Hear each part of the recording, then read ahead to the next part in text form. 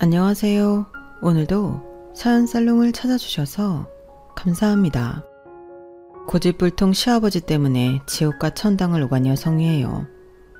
말 그대로 저희 시아버지는 동네에서 알아주는 고집불통이세요. 얼마나 고집불통이냐면요. 재개발이 시작돼서 다들 이사를 나가고 텅 빈 동네에서 유일하게 이사를 안 가고 버틸 정도로 고집을 부리는 분이랍니다. 이미 가스도 끊겨서 취사도 어려운 상황이라서 저랑 남편이 아침 저녁으로 도시락을 싸들고 아버님 댁에 찾아가는데 정말 이제 언제까지 이러고 살아야 하나 한숨이 절로 난다니까요. 대낮인데도 아버님 댁까지 가려면 정말 큰 맘을 먹어야 해요. 유리창이 깨지고 담벼락이 무너진 집들 사이를 걸어가자면 유령의 집에 가는 기분이거든요. 모르는 사람들은 얼마나 돈을 더 받으려고 끝까지 버티냐고 하는데 그건 모르는 소리예요. 사실 저희 아버님은 돈 때문에 그러시는 게 아니거든요. 아버님이 그 집을 떠나지 못하는 데는 남들은 모르는 기구한 사연이 있어요. 제가 이렇게 사연을 보내게 된 것도 바로 그런 이유 때문이고요. 남편과 제가 처음 만난 건 제가 고등학교 2학년 때였어요. 실업계 고등학교에서 디자인을 전공하던 저는 종종 학교 근처 인쇄소로 선생님 심부름을 가곤 했었는데 그때 그곳에서 미래의 제 남편이 될 남자와 만나게 되었거든요. 남편은 인쇄소 사장님 아들로 연로하신 아버님을 대신해 가끔 인쇄소 일을 봐주고 있었거든요. 남편은 제가 디자인한 포스터를 보며 장난처럼 이런 말을 하곤 했어요. 이거 정말 학생이 디자인한 거야? 야, 실력이 보통이 아닌데? 디자인과라고 그랬지? 꼬맹이, 나중에 졸업하면 아저씨랑 같이 일해보지 않을래? 네? 저보고 인쇄소에서 일하라고요? 싫어요. 사람 일은 모르는 거야. 지금은 내가 낡아빠진 인쇄소 아저씨로 보이겠지만 혹시 알아? 내가 번 듯한 광고회사 사장이 될지? 인생 모르는 거야. 그때는 고등학생한테 실없는 소리를 하는 남편이 한심하기도 하고 좀 덜 떨어져 보이기도 했는데 그건 어디까지나 제 오판이었어요. 1년 뒤 정말 남편은 아버님의 인쇄소를 접고 그 자리에 광고회사를 차렸거든요. 3학년이 된 저는 취업에 대한 고민이 한창이었는데 그때 담임 선생님이 그러시는 거예요. 혜령아, 너 광고일 해보지 않을래? 실은 내가 아는 동생이 광고회사를 차렸는데 널 고용하고 싶다고 그러더라고. 신생회사라 규모는 작지만 그 친구가 땡땡기획 출신이라서 가면 배울 게 많을 거야. 너도 나름대로 생각해둔 회사가 있을 테니 잘 생각해보고 결정해. 다른 건 제쳐주고 사장이 땡땡기획 출신이라는 거에 마음이 흔들렸어요. 땡땡기획은 우리나라에서 제일 크고 좋은 광고회사니까요. 솔직히 제 실력으로 땡땡기획에 들어갈 수 없었기 때문에 거기서 일을 배운 사람 밑에서 배워보고 싶다는 생각이 들었어요. 지금 제 상황에 취직이 가능한 회사라면 어차피 대단한 곳은 없을 게 뻔했어요. 그럴 바에는 제가 하고 싶은 일을 하면서 돈도 벌고 일도 배우면 그게 나을 것 같더라고요. 그래서 선생님이 추천하신 곳으로 갔는데 거기가 바로 남편네 회사였던 거예요. 내가 그랬지. 인생은 모르는 거라고. 그동안 학교에서 얼마나 배웠는지 포트폴리오부터 볼까? 아무리 코딱지만한 회사라도 실력이 안 되면 바로 아웃이야. 명심해. 덜 떨어진 사람인 줄 알았는데 땡땡기획 출신이었다니. 이래서 사람을 얼굴만 보고 판단하면 안 되는구나 생각했어요. 광고회사라고 하면 흔히들 TV 광고나 인터넷 배너 광고를 떠올리겠지만 소규모 광고회사들이 하는 일은 그런 것과는 좀 달랐어요. 지역 광고지나 치킨집, 갈비집 같은 식당이나 안경점, 약국 등의 지역 TV 광고나 전단지를 만들어요. 가게 홍보를 위해 라이터나 티슈, 그 밖에 물품에 인쇄를 하는 것도 포함해서요. 그건 저희 회사도 마찬가지였어요. 특히 아버님이 인쇄소를 오래 하셨었기 때문에 기계도 여전히 남아있어서 인쇄물 주문이 상대적으로 많았어요. 남편의 직책은 사장이었지만 얼마 안 되는 직원들을 대신해 다양한 업무를 맡아 했어요. 사무실 청소부터 인쇄기 돌리는 일, 정수기 물통 갈고, 화장실 청소도 하고, 일손이 필요한 곳이라면 어디든 나타난다는 홍반장이 따로 없었어요. 이쯤 되면 잡일에 특화된 사람이 아닌가 하겠지만 디자인 시안 짜는 것부터 최종 보정까지 실력이 장난 아니더라고요. 별거 아닌 동네 족발집 전단지 하나도 남편 손을 대면 급이 달라질 정도였어요. 처음엔 아버님과의 인연 때문에 단발성 거래를 했던 고객들도 완성품을 보고는 바로 우리 쪽에 재의뢰를 했을 정도였으니 말 다 했죠. 저 같은 신입 초짜는 감히 올려다 볼 수 없을 정도로 실력이 어마어마한 남편이었지만 그래도 어디까지나 동네 회사 사장일 뿐이었어요. 경기가 안 좋으면 거래처 매출이 확 떨어지고 그 여파로 우리 회사도 휘청했거든요. 당장 임대료도 못 내는 업체 사장님들이 광고에 돈 쓸 여력이 어디 있겠어요. 결국 제가 입사하고 2년이 조금 넘은 시점부터 월급이 며칠씩 밀리기 시작했어요. 그러다 몇 주일, 당연히 직원들은 이직을 준비했고 유일한 제 사수였던 대리님도 회사를 그만두고 나가셨어요. 디자인 업무를 맡은 사람이 입사 2년 차인 저 하나뿐이었어요. 영업팀에서도 퇴사자가 생겨서 과장님 한 분과 사원 하나만 남고 다 나갔고 격리과는 격리를 보낸 말단 직원 하나가 다였어요. 전 직원이라고 해봐야 사장까지 포함해서 총 5명 뿐이었어요. 이마저도 언제 줄어들지 모르는 숫자였죠. 아무래도 저를 제외하고 나머지 분들은 가정을 꾸리고 있는 가장이었기에 딸린 식구들 생각도 해야만 하니까요.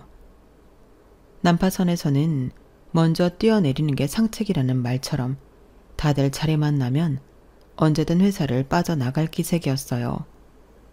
그리고 그렇게 되기까지 그리 오랜 시간이 걸리지 않았죠. 남편은 밤낮 없이 영업을 뛰며 일감을 구하러 다녔지만 세상 일이라는 게 그렇잖아요. 자신이 아무리 노력을 해도 안 되는 일도 있기 마련이니까요.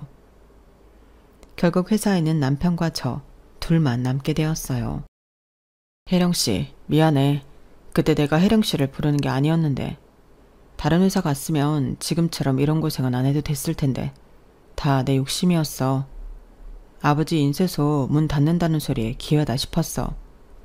내 회사 차려서 보란듯이 제대로 된 회사 하나 키워보자 생각했거든.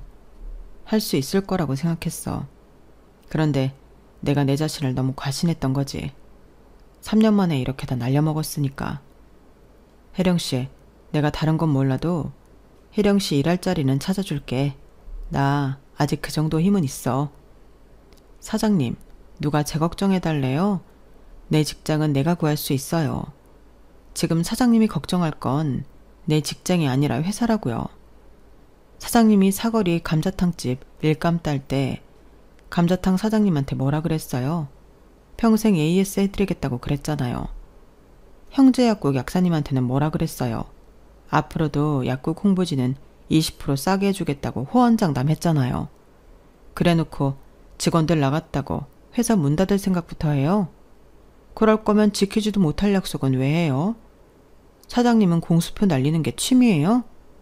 나한테도 일 제대로 가르쳐준다고 해놓곤 이게 뭐냐고요. 내가 언제 월급 좀 밀린다고 회사 옮기고 싶다고 했어요? 나 일할 자리 마련해달라고 부탁했냐고요. 왜 이렇게 사람이 못났어요? 어떻게든 남자가 힘든 일 생기니까 헤쳐나갈 생각은 않고 나자빠질 궁리만 해요. 그리고도 남자예요?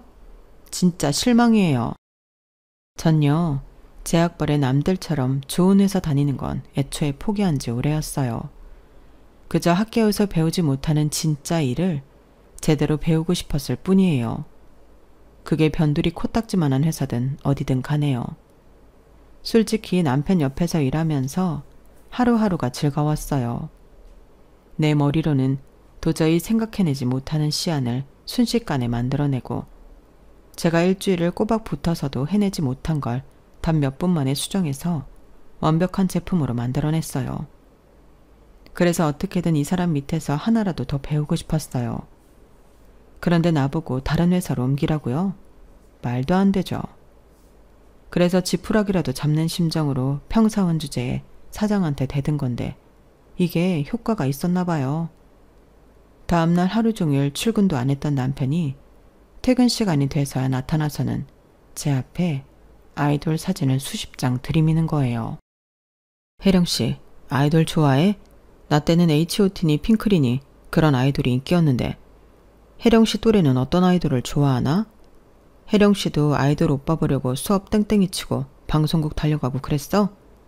자기가 좋아하는 아이돌 오빠들 응원하느라 노란 풍선이니 파란 풍선이니 색깔 맞춰 흔들고 그랬냐고.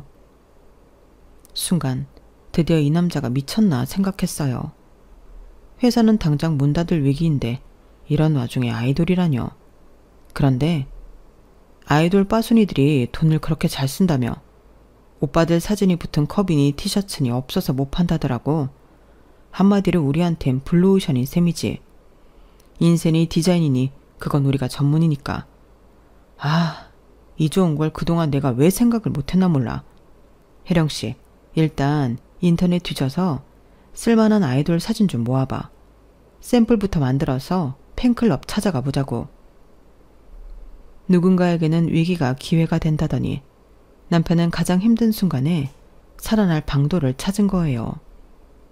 요즘은 소속사에서 직접 아이돌 굿즈를 만들어 팔지만 당시만 해도 팬들이 소규모로 만들어서 쓰곤 했는데 남편은 그 틈새 시장을 공략했던 거죠.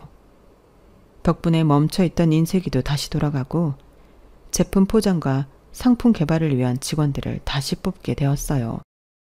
거기다 조금씩 살아난 경기 덕분에 다시 지역 광고나 전단지 의뢰가 들어왔고 조금씩 회사는 자리를 잡아갔어요. 회사가 잘 돌아가니 남편도 전처럼 자신감을 갖게 되었어요. 그렇게 2, 3년 동안 저희 회사에는 많은 변화가 있었는데 그중 가장 큰 변화는 바로 남편과 제 관계였어요. 힘든 시기를 함께 헤쳐나가면서 서로에 대한 믿음과 신뢰가 생겼고 어느 순간부터 연애 감정까지 생겨서 회사가 정상화되었을 즈음 결혼 얘기가 나오기 시작했거든요. 비록 나이가 13살 차이가 났지만 그런 건 그리 중요하지 않았어요. 문제라면 저희 부모님 반대가 문제였지만요. 특히 저희 엄마는 제 남편을 만나보지도 않고 나이를 빌미로 마치 도둑놈 취급을 해댔어요. 세상에 13살이나 차이 나는 남자랑 결혼을 하겠다고? 얘가 미쳤어 미쳤어. 지금이야 둘 다 젊을 때니까 잘 못 느낄지 모르겠지만 애 낳아봐. 그게 안 느껴지나. 내년에 당장 애를 낳는다 해도 애가 20살이 될 때 니네 사장은 환갑을 바라보는 나이가 돼. 아 징그러. 할아버지랑 사는 거라고. 그런데도 좋아. 나 니네 아빠랑 6살 차이 나는 것도 가끔씩 세대차가 느껴지는데 그 배나 더 차이가 나면 얼마나 세대 차이를 느끼겠니? 또래 남자도 널리고 널렸는데 뭐 좋다고 죽늙은이를 남편으로 삼아. 암튼 난 이 결혼 절대 못 시키니까 그런 줄이나 알아. 나이가 많으면 양심이라도 있어야지. 어디 어린애를 꼬셔서 결혼하겠다는 소리를 해. 완전 도둑놈 심보가 따로 없어 정말. 솔직히 저는 엄마가 왜 그렇게 나이를 문제 삼는지 이해가 안 갔지만 저를 제외한 모든 사람이 바로 그 나이 때문에 걱정을 했어요. 제 절친들조차 말이죠. 혜령아, 니네 사장이 그렇게 좋아? 아니 솔직히 13살 차이면 완전 삼천벌이잖아. 혹시 니네 사장 돈 많아? 그래서 그러는 거야? 야, 넌 무슨 말을 그렇게 하냐. 아무렴 내가 돈 때문에 사랑하지도 않는 남자랑 결혼하겠다고 그러겠어? 사람을 뭘로 보고. 내 말이 기분 나빴다면 미안한데 그런 게 아니라면 이해가 안 가니까 그러지. 니네 사장이 연예인 뺨치게 잘생긴 것도 아니잖아. 지금은 눈에 콩깍지가 씌어서 그런 걸 거야. 그러니까 조금 더 시간을 갖고 생각해봐. 하나같이 반대만 하고 나서니까 이상하게 반발심만 더 강해졌어요. 그래서 더 결혼을 밀어붙였고 결국 저희 부모님도 두 손 두 발 다 들고 말았어요. 나이 때문에 무턱대고 반대만 했던 엄마였지만 결혼을 준비하며 제 남편을 가까이서 보시고는 조금씩 마음을 열어주셨어요. 아빠는 어느새 제 남편과 술친구가 되셔서 저보다 제 남편을 더 자식처럼 대하셨어요. 남편이 저희 집에서 사위로서 자리를 잡는 동안 저는 시부모님과 가까워지려고 부단히 노력했어요. 남편이 저보다 나이가 한참 많기도 했지만 그런 것 치고도 저희 시부모님은 연세가 많으셨어요. 남편이 그러는데 자기가 늦둥이라서 그렇다고 하더군요. 어머니께서 나를 30이 넘어서 낳으셨어. 아버지는 지금 내 나이셨고 언젠가 아버지가 술에 잔뜩 취하셔선 나한테 10살 많은 누나가 있다고 하신 적이 있어. 그래서 어머니한테 물었더니 대답을 안 하시더라고. 모르긴 해도 뭔가 안 좋은 일이 있었던가 봐. 일찍 세상을 떠났다거나 잃어버렸다거나. 그래서 그 후론 그 얘긴 꺼낸 적이 없어. 괜히 부모님 가슴만 아프게 하는 것 같아서 말이야. 저희가 결혼하던 무렵 시부모님은 환갑을 훨씬 넘긴 연세셨는데 그래서 그런지 사고방식이 조금 고루하신 편이었어요. 특히 시어머니는 저를 며느리로 생각하기보다는 당신 아들을 맡아 키워줄 유모로 보시는 것 같더라고요. 제게 하시는 말씀이 하나부터 10까지 다 당신 아들 챙기는 것뿐이었어요. 이를테면 이런 거였죠. 나는 이 나이 먹도록 우리 호준이 아침밥을 굶긴 적이 없다. 그러니 너도 그 점 명심하고 세상 없어도 남편 아침밥은 꼭 챙기도록 해라. TV 보니까 요즘 애들은 아침으로 빵을 먹는다고 그러던데 그거 못 쓴다. 너는 절대 그러지 마라. 아침밥은 적으로 따뜻한 국에 갓 지은 밥을 먹어야 되는 거야. 나는 이 나이 때까지 그렇게 해먹였다. 제가 집에서 살림만 하는 것도 아니고 남편이랑 똑같이 회사에 출근해 똑같이 퇴근을 하는데도 아침부터 새로 지은 밥에 국까지 끓여 먹이라니 한숨이 절로 났어요. 물론 남편은 그럴 필요가 없다고 했지만 그게 어디 그렇게 되나요? 결혼하고 한동안은 아침 5시만 되면 어머님이 저희 집에 전화를 하셨어요. 아가 일어났냐? 로 시작하는 아침 인사는 다름 아닌 모닝콜이었어요. 당신 아들 아침밥 제대로 챙겨 먹이라고 일찍부터 전화를 하시는 거죠. 여자가 늦잠 자면 못 쓴다. 자고로 여자는 아침잠이 많으면 안 돼. 얼른 일어나서 살 씻고 밥부터 안 쳐라. 그래, 국은 뭘로 끓일 거냐? 요즘 아욱이 한창이던데 멸치 넣고 아욱국 좀 끓이면 좋겠다만. 아욱이요? 제가 장을 못 봐서 아욱이 없는데요. 아유, 살림하는 여자가 어떻게 아침 밥상 차릴 장도 안 봐나? 그럼 집에 생선도 하나 없겠네. 넌 어떻게 살림한다는 애가 그 모양이냐? 네가 뭐 하는 게 있다고 남편 아침밥 하나 제대로 못 챙겨. 이래서야 내가 널 믿고 내 아들을 맡길 수 있겠니? 너 그런 식으로 대충 살림할 거면 차라리 집에 들어와라. 호준이 쓰던 방 그대로 있으니까 거기 들어와 살아. 그럼 적어도 내 아들 아침은 내가 차려 먹을 수 있잖니.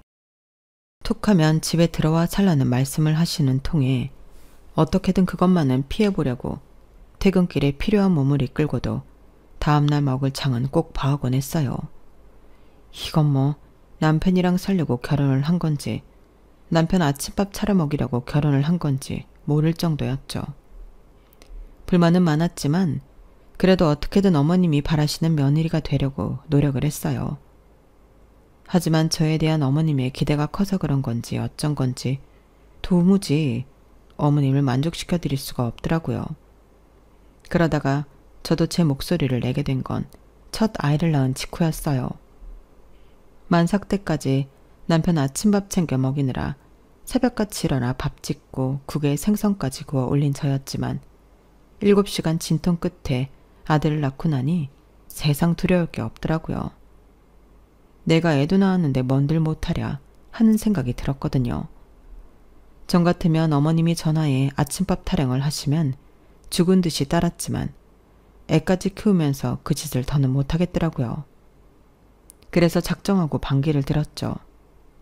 어머님 아들 아침밥도 중요하지만 저한테는 우리 아들 아침 잠도 중요해요. 아침마다 어머님이 저희 집에 전화를 하시니까 우리 민우가 그 소리에 잠을 깨잖아요. 그 나이엔 잠을 충분히 자야 애가 무럭무럭 자랄 텐데 중간에 잠을 깨니 어떡하겠어요. 그러니 이제부터는 아침에 전화하시는 건 삼가해 주세요. 어머님은 손주가 남들보다 덩치가 작으면 좋으시겠어요? 싫으시죠? 아무튼 그의 아침밥은 제가 잘 챙기고 있으니까 걱정 마시고 아침엔 전화하지 말아주세요. 불과 몇 달 전까지만 해도 이런 일은 상상도 할 수 없는 일이었는데 어디서 용기가 난 건지 저도 모르게 술술 말해버렸지 뭐예요. 그래놓고도 내심 어머님 불호령이 떨어지면 어쩌나 가슴 졸였는데 신기하게도 다음날부터 거짓말처럼 어머님이 전화를 안 하시지 뭐예요. 저희 시어머니가 아무리 당신 아들이 최고인 분이긴 하지만 그래도 사랑은 내리사랑이라고 손자가 아침잠을 못 잔다는 말에 바로 바뀌신 거예요. 그 덕에 아들 재운다는 핑계로 결혼하고 처음으로 아침밥 걱정 없이 잠을 잘 수 있었어요. 몇 년을 아침 5시마다 시어머니 전화로 스트레스를 받아왔던 저로서는 꿈같은 시간이었죠. 그런데 생각지 못한 일이 일어난 거예요. 어머님께서 애를 봐주시겠다며 짐을 싸들고 집에 오신 거예요. 어머님, 상의도 없이 갑자기 여기서 지내겠다고 하시면 어떡해요. 어머님이 여기 계시면 아버님은 어쩌고요. 어쩌긴 뭘 어쩌니? 날 이리로 보낸 사람이 네 시아버지인데. 아니나 다를까 아버님은 점심때 집에 찾아오셔서는 상 차리라고 하시더니 식사를 마치시곤 그러시는 거예요. 젊을 때 한 푼이라도 더 벌어야지. 집에서 놀면 뭐하니? 애는 네 시어머니가 봐줄 테니 민우의 미는 아무 걱정 말고 나가서 돈 벌어라. 나는 아침 저녁으로 여기 들러서 밥 먹으면 되니까 내 걱정도 하지 말어. 출산을 한 지 이제 겨우 3개월이 넘어가는 시점이었는데 시부모님은 돈 벌어오라고 닥달이셨어요. 그렇다고 남편 벌이가 시원찮았던 것도 아닌데 말이죠. 남편은 제가 하고 싶은 대로 하라고 했지만 내심 같이 돈을 벌기를 바라는 눈치더라고요. 아버지 말씀이 틀린 건 아니지. 벌 수 있을 때 한 푼이라도 더 벌어놔야 나중에 덜 고생인 건 사실이니까. 그래도 어디까지나 당신 마음이 내켜야 되는 거니까. 암튼 난 상관없으니까 당신 원하는 대로 해. 그때 남편의 그런 태도가 얼마나 얄미웠는지 몰라요. 결국엔 저한테 다 떠밀고 자기는 뒤로 빠지겠다는 거였으니까요. 이럴 때 남편이 제 편이 되어주면 얼마나 좋겠어요. 서운한 마음에 저는 한동안 남편과 말도 않고 일자리를 찾아댔어요. 그동안 고등학교를 졸업하고 남편 회사에서만 일해온 저였지만 이번엔 그럴 상황이 아니었거든요. 제가 임신을 하고 출산까지 하느라고 이미 남편 회사에는 디자인 파트에 새로운 직원을 들인 상황이었어요. 멀쩡히 일하고 있는 직원한테 나 복귀할 테니 나가달라고 할 수는 없는 노릇이잖아요. 사회 초년생 때도 안 했던 구직 활동을 하면서 그동안 내가 얼마나 편하게 일해왔는지 알겠더라고요.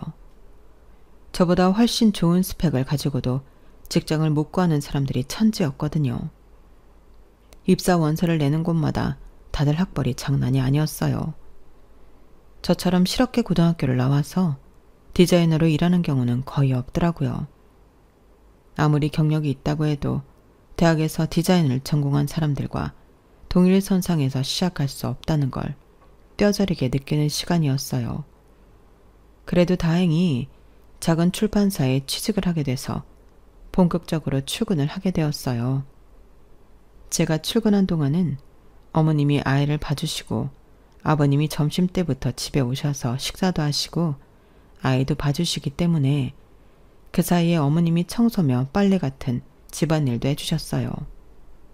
처음엔 며느리 노는 꼴을 못 보겠어서 돈 벌어오라고 그러나 보다 생각했는데 지나고 보니 오히려 그 반대일지 모른다는 생각이 들더라고요. 제가 집에서 살림을 할 때보다 오히려 직장 생활을 할 때가 훨씬 더 편했거든요. 어머님이 수시로 전화해 살림에 참견하지도 않으시고 애보랴 살림하랴 두 가지를 다 해내야 한다는 부담감도 없었으니까요. 오히려 어머님이 해주시는 밥 먹고 출근하고 집에 와서도 어머님이 해주신 밥을 먹고 잠자리에 드는 판이니 얼마나 편해요. 직장에 있을 때는 집 걱정 않고 일만 할 수도 있고요. 그래서 직장 생활을 한 지 3개월쯤 됐을 때 남편한테 일 시작하길 잘한 것 같다고 했더니 남편이 그러더라고요. 실은 아버지가 일부러 당신 일하게 하라고 하신 거야. 집에 있어봤자 어머니 등살에 힘들 거라고. 만약 당신이 일 안 하고 살림만 했다면 지금쯤 거의 폐인 수준이 됐을걸? 우리 어머니 성격에 당신이 집에서 쉬는 꼴을 보시겠어? 툭 하면 찾아오셔서 탐견하고 트집 잡아서 혼내고 그러셨겠지. 그러고 보면 우리 아버지가 말은 살갑게 못하셔도 속은 깊은 분인 것 같아. 어찌 보면 나보다 당신을 더 챙기는 것 같다니까? 남편 얘기를 듣고 보니 그제야 아버님 속뜻을 알겠더라고요. 그러고 보니 시집 와서 지금까지 아버님은 제게 살가운 말 한마디 안 해주셨지만 은근히 제 편을 많이 들어주셨던 것 같아요. 아버님은 종종 고기며 생선, 제철 과일 같은 걸 사다가 저희 집 현관문에 걸어두고 가셨는데 회사 일이 바빠서 장을 못 볼 때면 그게 그렇게 요긴하게 쓰였거든요. 아침마다 창거리는 준비됐는지 검사하는 시어머니 눈도 속일 수 있었고요. 솔직히 저희 집이 시댁에서 10분 거리밖에 안 되는데 아버님은 저희 집에 자주 찾아오시지 않았어요. 간혹 오셨을 때도 식사하시고 가라는데도 굳이 입에 안 맞아서 못 드시겠다며 집에 가서 드시겠다고 고집을 부리셨는데 이제 보니 그것도 다 저 힘들까봐 그러셨던 것 같아요. 그래서 사람들이 며느리 사랑은 시아버지라고 하는가 봐요. 저희 아이가 유치원에 갈 무렵까지 어머님은 저 대신 육아와 살림을 맡아주셨어요. 이제는 연세가 많으셔서 그만하셨으면 하는데도 굳이 고집을 부리시더라고요. 그래서 어차피 저희 애를 봐주시러 왕래를 하실 거면 합가를 하자고 말씀드렸어요. 그랬더니 두 분이 약속이라도 한 듯이 그건 절대 안 된다고 그러시지 뭐예요. 이미 시부모님이 사시는 동네는 재개발지역으로 묶여서 어차피 이사를 해야 하는데 말이죠.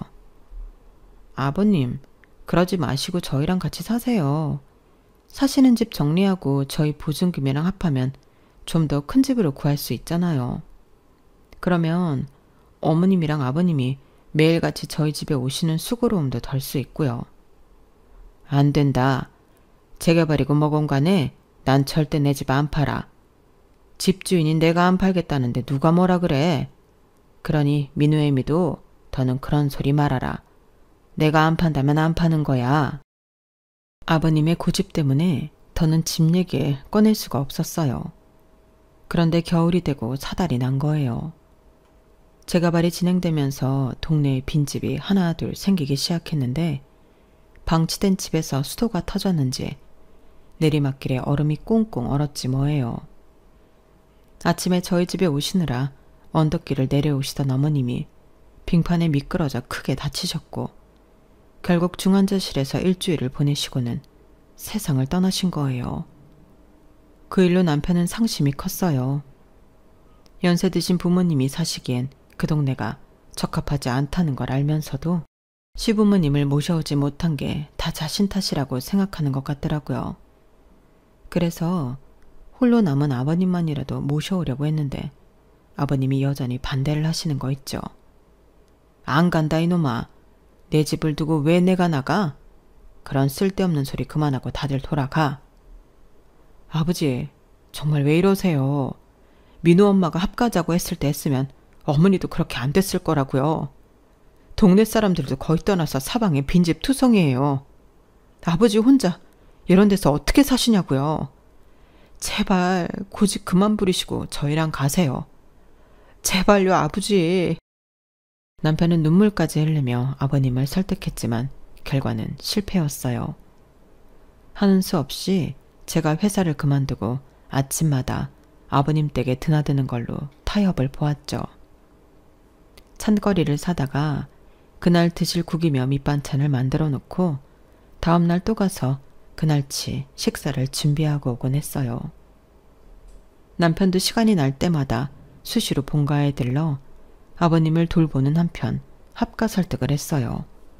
물론 매번 씨알도 안 먹혔지만요. 그러는 사이 동네는 점점 더 을씨년스럽게 변해갔고 이제는 그 동네에 아버님 댁밖에 안 남은 상황이 되었어요. 언제 포크레인이 동네를 쓸고 갈지 모르는 위태로운 상황이라서 저도 남편도 더 신경이 쓰이더라고요. 그러던 어느 날 아버님이 좋아하시는 겉절이를 해서 시댁으로 갔는데 아버님 대문에서 중년의 여성이 나오지 뭐예요. 차림새로 봐서는 이런 동네에 어울리지 않을 정도로 꽤 부티가 났기 때문에 더더욱 놀랄 수밖에 없었어요. 그 중년 여성은 김치통을 들고 있는 제게 다가왔어요. 그리고는 저를 위아래로 살피더니 당신이 이 집 며느리인가요? 중년 여성은 어눌한 한국어로 그 말을 내뱉고는 이내 눈가가 촉촉하게 변했어요. 그 모습에 당황한 표정으로 고개만 끄덕였죠. 그랬더니 여자분이 다가와 저를 와라 껴안더라고요. 고마워요. 우리 아버지 보살펴줘서 정말 고마워요. 급기야 눈물을 뚝뚝 흘리며 연신 고맙다는 말을 하는 중년 여성 때문에 저도 모르게 눈가가 촉촉해졌어요. 굳이 말하지 않아도 이분이 언젠가 남편이 말했던 10살 터울의 누나라는 걸 알 수 있었거든요. 우리 내외를 만나서 나왔던 참이라고 하길래 그럴 거 없이 남편을 아버님 댁으로 부를 테니 아버님 댁에서 기다리자고 했어요. 소식을 전해 들은 남편은 한 걸음에 아버님 댁으로 달려왔고 두 남매는 서로를 보자마자 핏줄임을 알아챘는지 끌어안고 울더라고요. 실은 열흘쯤 전에 경찰서에서 연락이 왔었다. 내 딸을 찾은 것 같다고 말이야. 10수년 전이던가 네 엄마가 TV에서 아침 프로를 보고는 우리도 유전자 등록을 하자고 그러길래 지푸라기라도 잡는 심정으로 해놨었는데 이게 이렇게 우리 호정이를 찾게 될 줄 누가 알았겠니? 네 엄마가 살아있었다면 얼마나 좋아했겠어. 가여운 사람 조금만 더 살고 갈 것이지. 평생 잃어버린 딸 생각에 아침마다 새로 밥을 지어선 장독대에 올려두곤 했었다. 우리 딸이 어디 있건 밥 굶지 말라고. 1년 365일 하루도 안 빠지고 5시면 일어나 밥부터 지었어. 그런데 그 딸을 못 보고 죽었으니 그 속이 오죽했겠냐. 지금껏 어머님이 5시만 되면 전화해 당신 아들 밥 챙겨주라는 말을 하셨던 데는 그런 깊은 사연이 있었던 거예요. 자식들이 굶지 않고 살길 바라는 모정이었던 거죠. 신우이는 가방에서 서류 봉투를 꺼내더니 저희 앞에 내밀었어요. 오늘 아침 DNA 검사 결과가 나오자마자 바로 들고 집으로 찾아온 거라면서요. 봉투 안에 든 검사 결과지에는 99.28%의 확률로 친자가 확실하다는 문구가 선명하게 적혀 있었어요. 이 결과가 나오는 열흘 동안 아버님은 저희한테도 말을 못하시고 혼자 소가리를 하셨더라고요. 혹시라도 DNA 결과가 아니라고 나오면 실망이 클 테니 혼자 감수하실 생각이셨던 거죠. 신우이는 시설에 들어간 지 얼마 안 돼 미국으로 입양이 됐는데 그곳에서 양부모 사랑을 받으며 잘 살 수 있었다고 했어요. 입양아들 중 다수가 안 좋은 양부모를 만나 불행한 삶을 살게 되는 것과는 달리 말이죠. 한국어를 잘하게 된 것도 양부모님이 왕복 8시간 거리에 있는 한국어 센터에 매주 데리고 다니며 한국어를 배우게 해준 덕이라고 했어요. 대학에 들어가 한국 친구들을 사귀고 교포 남편과 결혼해서 늘상 집에서 한국어를 사용했던 것도 한국말이 능숙해진 이유라더군요. 올케가 우리 부모님한테 얼마나 잘했는지 내가 다 들어서 알아. 딸인 내가 했어야 할 일들을 올케가 다 해줬다지? 그래서 말인데 내가 뭘 해주면 좋을까? 내가 이래봬도 돈을 꽤 많이 벌었거든. 그러니까 집이든 차든 뭐든 간에 가지고 싶은 게 있으면 말해. 내가 다 해줄게. 나는 자식도 없고 남편도 2년 전에 코로나로 세상을 떠나서 그 많은 재산 어디에 쓸 데도 없어. 신우이를 찾은 것도 놀랄 일인데 다짜고짜 선물을 하겠다고 하시니 남편도 저도 어안이 벙벙할 뿐이었어요. 사실 당시 저희 집 사정이 어렵긴 했어요. 코로나 여파로 남편 회사에서는 거의 수입이 없었는데 그게 2년 넘게 지속되다 보니 빚만 늘어있는 상태였거든요.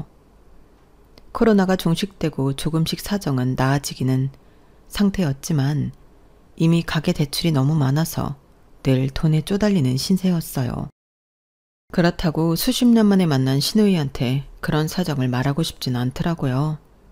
남편 자존심도 있으니까요. 그런데 이미 아버님을 통해 저희 형편을 들었는지 시누이가 먼저 말을 꺼내주었어요. 나 이번에 아예 한국으로 들어올 생각이야. 아버지랑 같이 살려고. 이미 적당한 아파트도 받았어. 그래서 말인데 우리 아래층에서 살지 않을래? 한 집에 사는 건 서로 간에 불편할 테니까 위 아래층에 살면서 자주 들여다보고 살자. 어렵게 만난 가족인데 한시라도 떨어져 지내고 싶지 않거든. 어때? 그렇게 해줄래?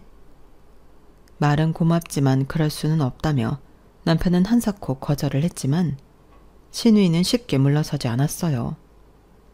우리가 힘들게 사는 모습을 보면 아버님도 그렇고 자신도 가슴이 아플 것 같다면서 오히려 저희 부부를 설득하더라고요. 결국 시누이 설득에 못 이기는 척 우리는 뜻을 따르기로 했어요. 그런데 시누이가 사준 아파트 가격이 20억이 넘는 아파트였지 뭐예요. 서울 아파트 값이 비싸다는 건 알고 있었지만 이 정도일 줄은 몰랐는데 말이죠. 그렇게 눈물의 상봉을 한 지 벌써 반년이 지났어요.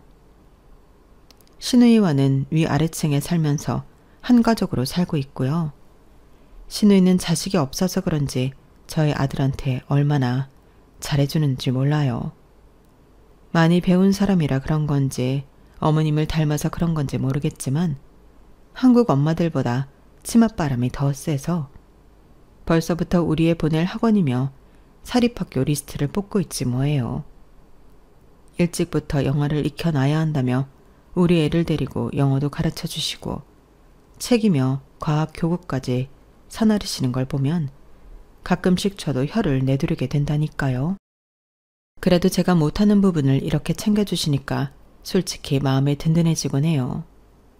아참, 저희 아버님은 그렇게 안 팔겠다고 하시던 집을 파셨어요.